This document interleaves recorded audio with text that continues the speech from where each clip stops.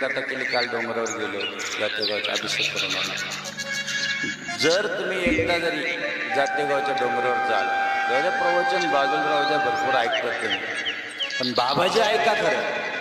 काय आपली गुरु परंपरा, काय आपण गुरु परंपरेत आहोत, किती मोठ्या परंपरेत आहोत, किती मोठ्या संतांच्या सानिध्यात आहोत, किती मोठ्या सत्पुरुषांच्या सानिध्यात आहोत, याची जर जाणीव करायची असेल तर एकदा जातेगावचं डोंगर चढून बघा.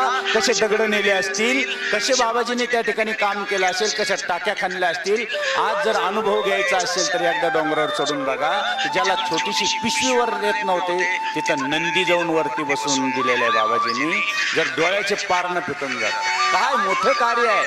आपण डोळे झाकून का जगतो? कुठं जायचीच गरज नाही तुम्हाला. राष्ट्रसंत सद्गुरू जनार्दन स्वामींचे एवढे मोठे कृपापात्र शिष्य परमपूज्य स्वामी माधवगिरीजी महाराज, एवढे मोठे ज्ञानी, एवढे मोठी विभूती आपल्याला मिळालेली आहे, एवढे मोठे महान संत आपल्याला मिळालेले आहे, एवढी साधना आणि एवढी तपश्चर्या, एक विभूती आपल्या जवळ डोळे भरून आपल्याला पाहते आहे. आणि आपल्याला एवढे मोठे जर संत जर भेटून जर आपल्याला त्यांची किंमत कळत नसेल तर कशाला जीवन जगतो आपण? जर एवढे मोठे महान विभूती आहे राष्ट्रसंत सद्गुरू जनार्दन स्वामींची कृपा पात्र शिष्य म्हणजे माधवगिरी महाराज, काय साधना आहे, काय तपश्चर्या आहे. पण आपल्याला सर्वसाधारण आपल्यात फिरतात, आपल्याला त्याची किंमत कळत नाही. हे शेवटपर्यंत होतं. आम्ही ज्यावेळेस लहान होतो त्यावेळेस आम्हाला काही कळत नव्हतं. बाबाजींमधल्या कप्प्यात बसायचे आणि आम्ही वरती टपावर बसायचो, पण हे कळत नव्हते की आत कोण बसलेले आहे.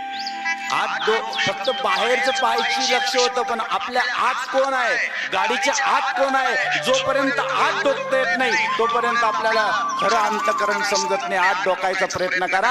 आज जर बघितलं तर आपल्याला जनार्दन स्वामीच दिसले पाहिजे, याची जाणीव आपल्याला झाली पाहिजे. लक्षात राहू.